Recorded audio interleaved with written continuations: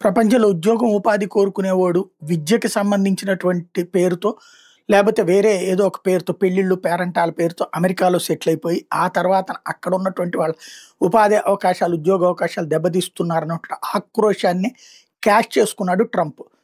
దాన్ని పరిష్కరిస్తానని చెప్పాడు ట్రంప్. తను అధికారంలోకి వచ్చాక డిపోర్టేషన్, అట్లాగే పెద్ద ఎత్తున రైట్స్, అలాగే స్టూడెంట్ పనే చేసుకోవాలి, పెళ్ళైతే కాపురానికి వచ్చినప్పుడు భర్త మీద డిపెండెంట్గానే ఉండాలి, మిగతా పనులు చేయకూడదు, ఇట్లాంటి రిస్ట్రిక్షన్స్ పెట్టుకొచ్చేయడం ద్వారా భారతీయుల గమనాన్ని అమెరికా నుంచి దారి మళ్లించగలిగాడు.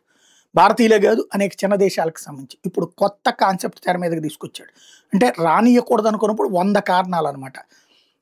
ఇప్పుడు ఏంటంటే గుండె జబ్బులు ఉన్నోళ్ళకి నాట్ అలౌడ్ అట, లేదా అంత డబ్బులు ఖర్చు పెట్టుకోగలమంటేనే అలౌడ్ అట, అట్లాగే షుగర్ ఉన్నోళ్ళకి నాట్ అలౌడ్ అట, ఊబకాయం ఉన్నోళ్ళకి నాట్ అలౌడ్ అంట. అట్లాంటి వాళ్ళు ఒకవేళ అట్లాగే అక్కడికి వెళ్ళదలుచుకుంటే ముందే తమకున్నటువంటి ఆ అంశాన్ని ప్రొజెక్ట్ చేసి దానికి తగ్గ వ్యయం, అక్కడ ఏదైనా ప్రాబ్లం వస్తే హెల్త్ ప్రాబ్లం, అంత డబ్బులు ఎన్ని కోట్లు అయితే అంత కోట్లు ఖర్చు పెట్టుకోగలనంటేనే అప్పుడు వీసా ఇస్తారు, లేకపోతే నాట్ అలౌడ్ అంటే అక్కడ ఆపేయడం అనమాట.